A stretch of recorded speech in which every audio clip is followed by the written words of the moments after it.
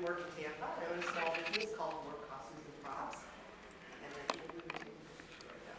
then better than the blurry one that comes up tonight when I'm gone. yeah, everything will be blurry later on Tuesday. Okay, so how many of you have ever heard of the phrase couture costume? Okay, so basically what we're talking about is costumes that are designed and made just for you. The big difference between couture and everything else is that it is a handmade and designed product. So we're looking for the very best in materials, the very best in construction, and we want to make them with care so that you can wear them over and over and over again. They're also usually hand finished, and I also like to idealize my costumes. So the first thing I want to talk about is the two big groups of costumers, because there really are two big groups of costumers. I do a lot of what I call recreation. I look at costumes from movies and film, and I try to reproduce them, but not exact replicas. I like to take them and play with the fabrics and do my own thing. The other group of people are the people who like to replicate. I also call them costume Nazis. There's one right here. She admits it. So when you're coming into this kind of work, you have to sort of ask yourself, which group do I belong to? Do I want to be an exact replica, or do I want a little freedom with fabric? There's a couple of reasons why I do not replicate. First thing is, if you've watched any original series Star Trek, you know that fabric is disgusting. And you do not want a costume made out of that. It's 5-minute wear, and you can't wash it.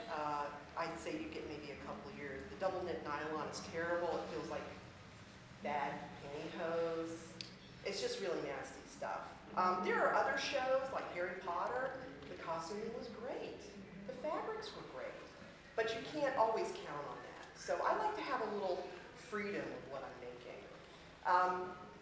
Costume Nazis, if you go that way, I'm sorry. I'm not offended, by no means. Love being costume. If you're a costume Nazi, there's lots of groups out there who are into that. I just want to let you know that if you're listening to me today, I'm not a costume Nazi. So you're going to hear me talk about things that might be a little left of the norm and maybe challenge you a little bit in your thinking. So going beyond that, let's talk a little bit about costuming. Anybody here working on anything right now?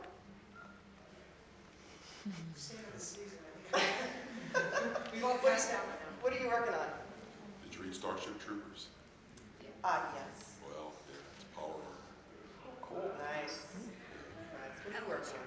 Mortal Kombat Frost. Nice. Nice. So when you're approaching a costume that doesn't exist in real life, what would you say is your first step? Find somebody that can scope. Yeah. What I try to do is I also do recreate things that don't exist in real life, like from comic books and anime. I try to think about the shape of that garment as a basic piece, like remove all the accessories and try to picture it as a very clean piece of clothing. And then I go looking for a pattern, something that's similar. If I can get away without having to design a pattern, that's awesome. Doesn't always happen that way though.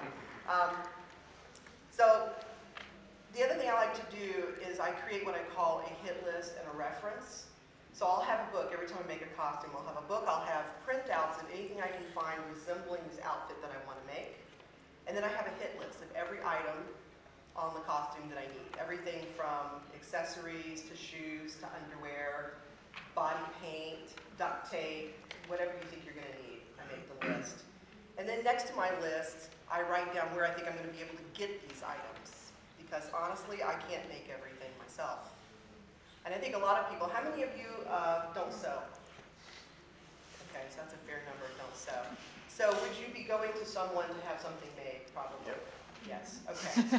Your hit list and your reference is your Bible to go to someone who is a technical sewer and to get a product that you really want.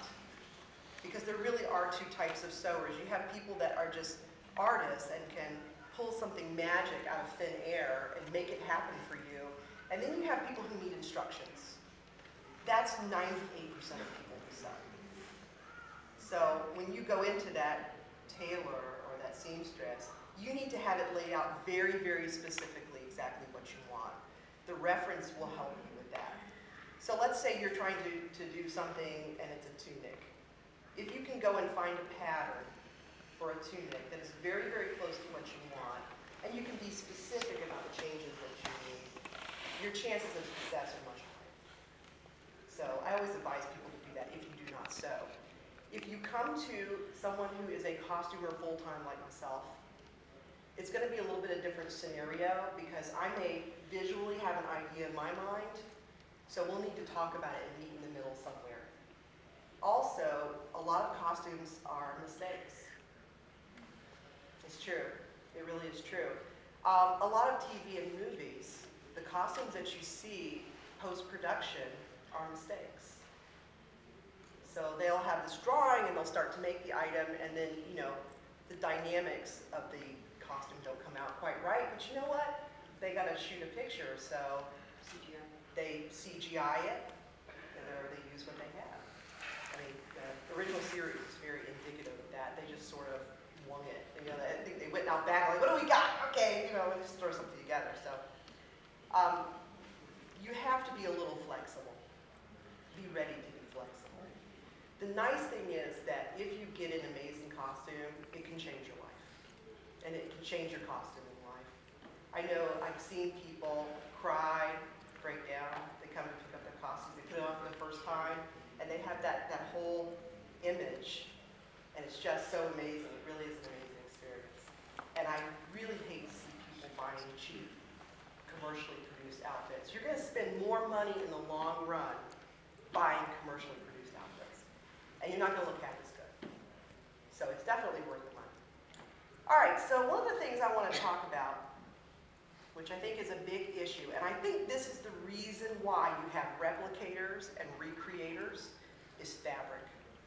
Fabric is 98% of your look. It can be sewn badly. You can be missing some accessories. You can have the wrong shoes, but if you have bad fabric, everyone knows it.